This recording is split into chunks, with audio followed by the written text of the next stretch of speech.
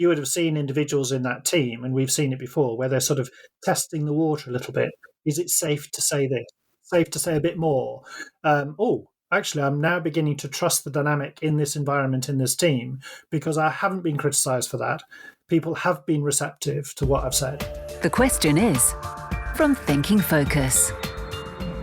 Hi, I'm Ricky from Thinking Focus. Hi, I'm Rob from Thinking Focus. Hi, I'm Rich from Thinking Focus. And the question is, why do leaders build psychological safety for their people to perform? One of the most frequent questions we get when training or coaching managers and leaders is, so what do leaders actually have to do? Is there something like a job description, just so I know that I'm doing all the right things? We researched this and found lots of different opinions about parts of the leader's role, but nothing that brought all of the aspects together in a way that succinctly answered the question.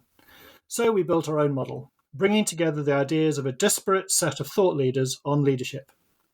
The model breaks down the role of a leader into 3 areas: purpose, people, and productivity, with each of these areas broken down into a further 3 steps. This podcast is focused on people and the role of leaders in managing the emotional state of their teams. From creating safety to managing the conflict of change, leaders need emotional intelligence. So, Rob, Rich, why do leaders build psychological safety for their people to perform? Well, I think there's many reasons, Ricky, to be honest. You want to share some? I suppose that'd be a good idea, wouldn't it? I think creating psychological safety gives your team the freedom to be able to express themselves without concern that they're either getting it right or they're getting it wrong, or that they're upsetting people.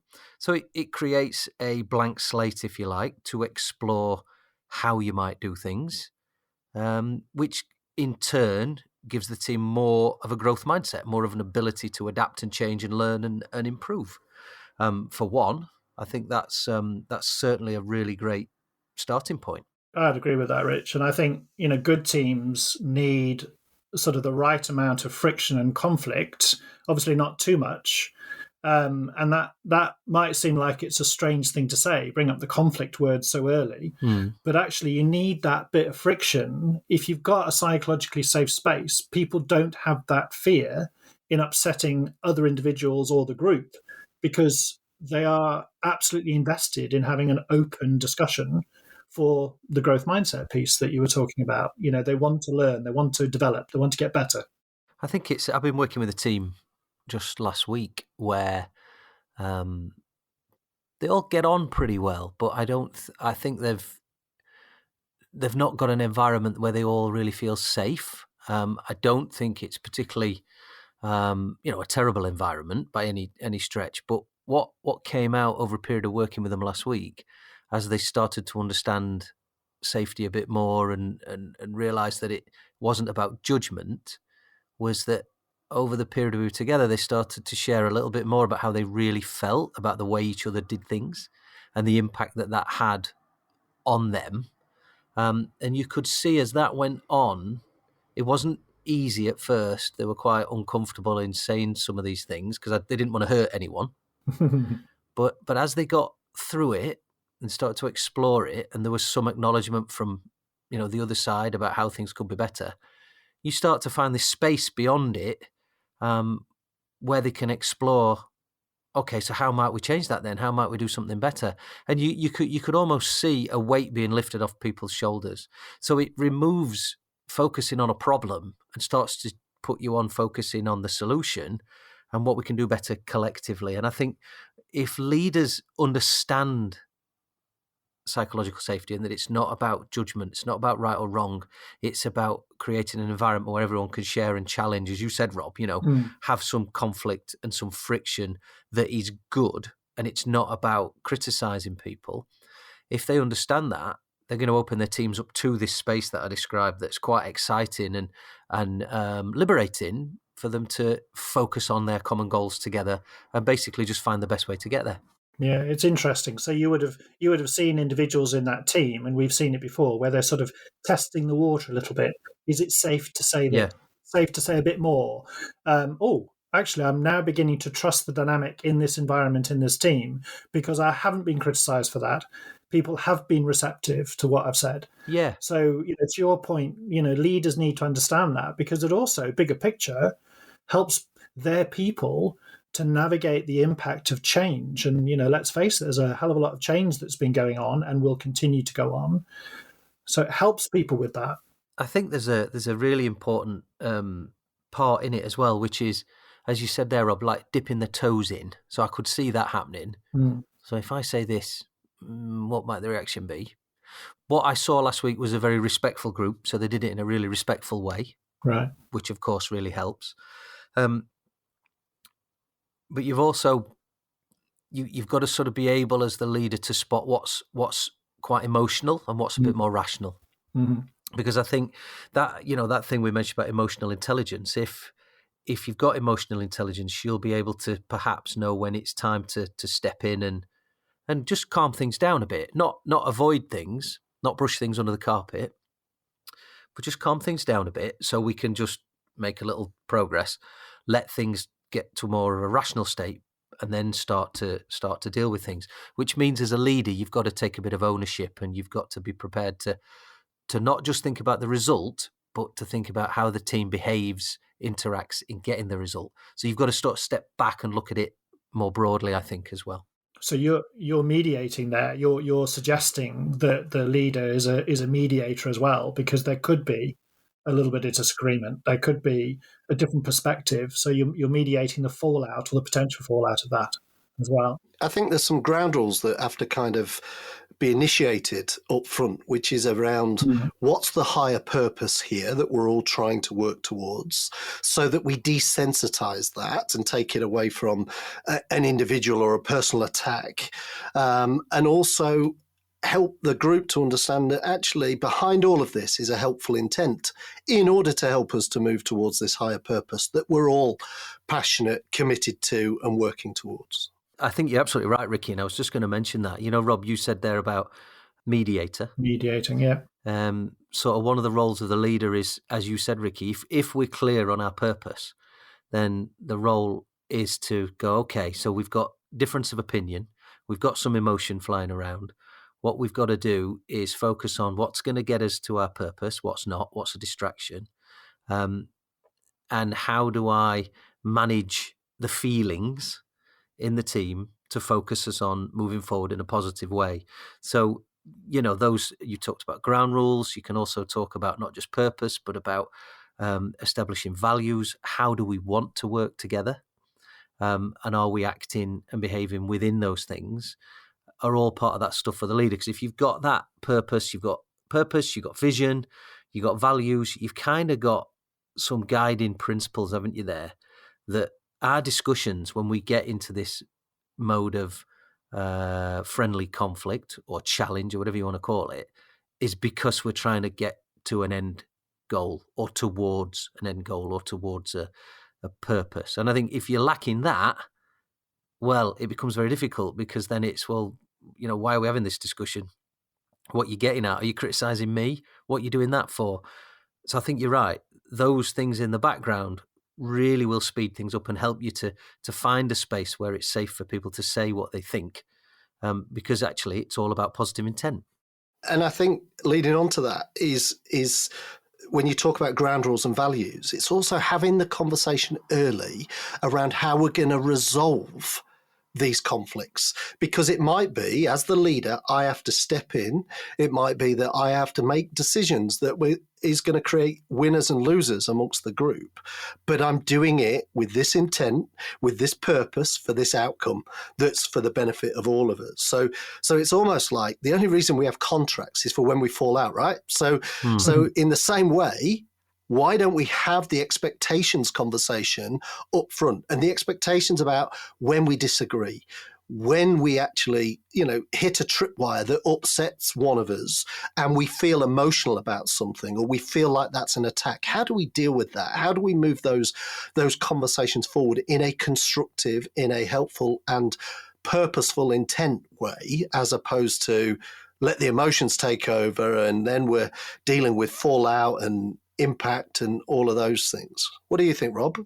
Well, I'd agree with you because, we see this from, bring back the conflict word again. If people are afraid of having conflict or what the emotional fallout of a potential disagreement or conflict might be, then we're not going to have a bought-in team. We're going to have individuals who start to work to their own agenda because it's too difficult to conform to a unified sense of achieving something. It needs to be, from a leader's point of view, a recognition that this is up for debate and it's up for discussion. And emotions might be, it's absolutely all right to talk about feelings. It's absolutely right to talk about emotions, because that way we can understand each other better. And that way we can actually reach agreements about how we want to work together and how we can achieve what it is that we're setting out to achieve, whether that's the higher purpose or a lower down goal. That all sounds really good. But, we work with lots of leaders that are going at 100 miles an hour. Mm-hmm. We've got lots to achieve, lots to do, lots of people. And they might go, I haven't got time for this. This is going to slow me down. I just need people to get on with it. So what do we say to that then? Well, that's early and often, I would say. So, setting the standard for that safe environment doesn't have to take a long time to do. But going back to the mediation piece, you may have to repeat it now and again where there might be a disagreement or where there might be a fallout. I think, sorry, Rob, I think the key thing here, Rich, is to help them to understand that when everything's fine, it works. People get on with it, they do it, they work together, and when I think back in my career, I probably can only identify two, and clearly it's a long career, but I can only identify two occasions where I thought the team was absolutely in that zone, where we all could say what we think, we didn't worry about implications on each other's feelings because we just got it. Yeah. We knew what we were working for. We were working together to a common goal, and we all wanted to achieve that. And I can only find two examples. So when you look and reflect on everywhere else that I've worked in terms of teams, and you go, when that didn't happen, it was like having not everybody rowing in the same direction. We got a body in the water. It slowed us down. And you think, well, okay, we've got one person in the water. What if we got more than one person in the water? Because we're just reacting to each other. Because if you fall out with me, that's not one person affected, that's two, assuming that I care, that is. But so you've got this. What's the consequence if you don't deal with this? What's the consequence if you don't externalize the elephants in the room, the issues that we're facing? Bodies in the water. The bodies in the water. Hopefully with their heads above water, of course. But it makes me think, Ricky. One, just a quick reflection for you. If it's only happened twice in your career, got to think about what the common denominator might be. just saying. Thanks, Rich. But more seriously, if we step back and think about the model that we're talking about overall, we're talking about purpose, productivity, and people. So I think one of the mistakes that leaders often make is think it's actually all about productivity. So, I haven't got time for all that stuff you two have just described. We just need to get on with it and get moving. But actually, when I don't get clarity of purpose, as you said a minute ago, Ricky, when I don't think about creating this sort of environment for my team to thrive in, and you're right, maybe twice in your career, it's not that often, is it, that we come across this? If you don't do that, then actually you're going to be much slower. Your productivity is going to fall because your people aren't operating to kind of like 100% of the capability, because there's this whole area in their minds, and we've all been there, which is, I don't like this, but I can't say anything about it. I disagree with that, but I better not say anything. So I'm just going to have to get on with it. And we know, don't we, that actually as human beings, we prefer to have some influence over our surroundings, to have some autonomy, to have some feeling of control and some element of say. So I think for me, from everything you've said, is actually kind of, if you summarize it, I think you're both kind of going, if you don't pay attention to this and just think, let's get on with it, well, you'll actually be slower. You'll be far, less effective than if you put the time in up front and then frequently, I think you said, Rob. Yeah, because it can't just be spoken about once, because people after a while drift away from what the team might be working on, or there's a risk of them drifting away because they get focused on what they're doing. There's a question that I've asked a number of times to teams we work with when you've got senior leadership teams, and you go, okay, how are you leading the people? And they can't answer it normally because it's not on the agenda. What's on the agenda is how much money are we making, how far ahead or behind target are we, what marketing campaigns are going out, what shall we bother with a staff satisfaction survey this year? Don't know. Mm-hmm. What's been in the news about us lately? That sort of stuff is on the agenda. But how are we leading the people in this business is, in my experience, very, very rarely a question that's on the agenda. And maybe we could make that question a bit easier by actually looking at mistakes, what the implications of possible mistakes are, rather than, describe to me how well you're dealing with the feelings of your people. Let's look at the implications and the possible mistakes of if you weren't dealing with feelings properly, what might happen. So, what about some of the possible mistakes that are made in this area?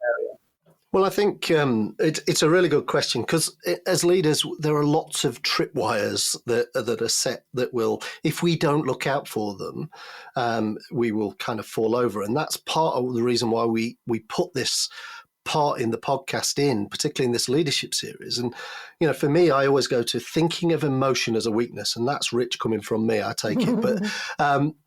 But emotion isn't a weakness. Actually, understanding your emotions, your reactions to things, and also the reactions of others to things will help you to kind of move forward more constructively, more, purposefully in terms of that. So we mustn't see emotion as a weakness. See that as an opportunity to deal with something that's bothering either ourselves or our team members. Okay, no, that's a good one. What about also being seen to have favourites or to take sides? I can't count the number of times in sales teams and sales organisations the high performer might have quite awful behaviour when it comes to collectivism or the team or the joint goal, but they're an outlier in terms of their performance, and that's just almost ignored. It's a side issue. And the leader might not necessarily label that person as a favourite, but boy, oh boy, they're seen as the favourite, and they can get away with other things. They don't have to conform necessarily. I think, as we sort of alluded to, that's I think we've all seen that, or maybe even been in teams where that's happened. And if you go back to purpose, you go back to how do we want to behave, how do we want to act with each other, we start to see this task versus relationship thing. What's important to the manager? Is it that we achieve the task, we get it done? Or is it that I just keep everyone happy? And that's a choice, I think, that managers think they're making. You've got to burn one to get the other. And maybe they don't even know they're making it. Maybe it's subconscious. But in truth, that when we find ourselves caught between those two things, I'm gonna let Ricky off with his bad behaviour because his performance is good. Actually, I'm damaging the rest of the team. I might be getting the numbers now, but I'm damaging the rest of the team. Or I might be getting the, whatever it is, the throughput, but I'm damaging the rest of the team. And I think when you get leaders that are aware of this, they realise that they can't make a choice over task or relationship. It's got to be about both, because that will strengthen the whole rather than damaging the whole. Yes, we've performed well, but we've got, unacceptable behaviours in the group. Or actually, I'm allowing us to perform badly, but at least everyone's happy. Yeah, so there's a dual-edged sword there. So you either allow bad behaviour because you're kind of getting away with it in terms of performance, or actually you favour this happiness scale over performance because you don't want to upset people. And of course, the impact of that is you lose anyway.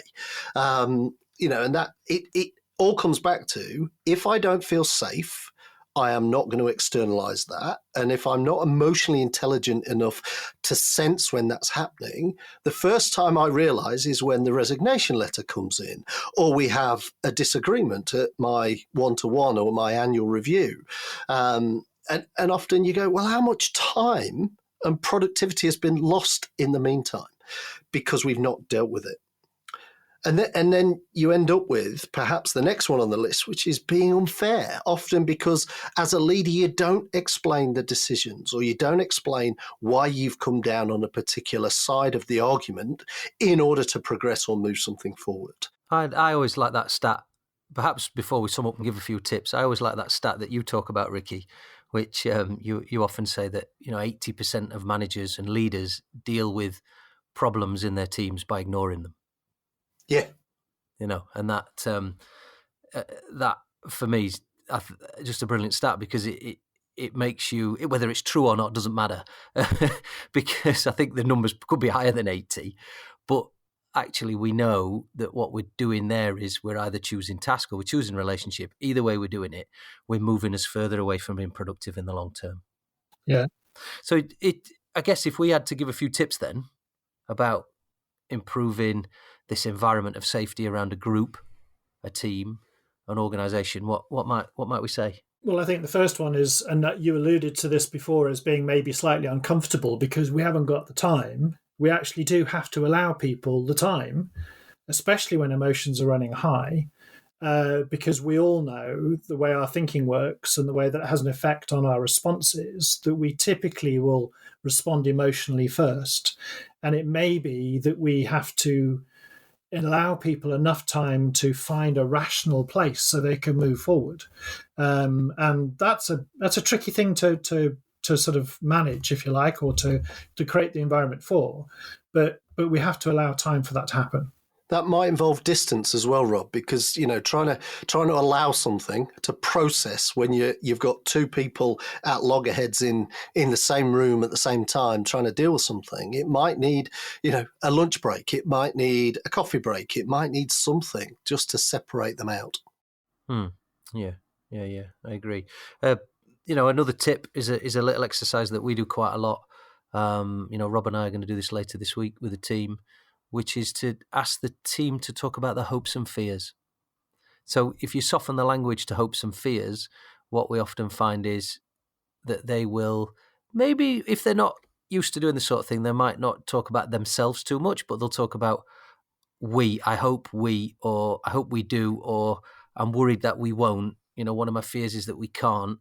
So they tiptoe into this sort of place of psychological safety, as Rob said earlier, by talking about not themselves but the we. And I think that's quite powerful, because that language of hopes and fears is a nice gentle way to begin to discuss what you're hoping for, what you're worrying about, what you're afraid of over the next 3 months, 6 months, whatever that might be for a team. I think I would add one more tip, which is psychological safety takes effort, takes work. You can't just do it once and expect it to work. You need to revisit it and build it in on a regular basis to how you have conversations, and maybe using that language around hopes and fears, Rich, that you actually allow people to externalize what we're working on and what's difficult, and being comfortable challenging each other takes effort, takes time, and takes courage, but you can't do it once. It takes regular activity around that. And the great thing about that is, Ricky, and feel free to do this yourself, is that this is a podcast, which means that you can listen to it over and over again. It's not just a one-hit wonder. The question is from Thinking Focus. Hi, I'm Paul from Thinking Focus, and I'm just tagging on the end of this podcast to let you know where you can find more about the leadership model we've been talking about today. If you'd like to know more, maybe see the model in its entirety, or download some free coaching resources to help you think about your leadership style, and then go to www.thinkingfocus.com/what-is-leadership. That's thinkingfocus, all one word, .com/what-is-leadership. To find out how Thinking Focus can unlock the potential within your organisation, go to www.thinkingfocus.com, where you'll discover more about the work we do, helping our clients increase productivity and enable change.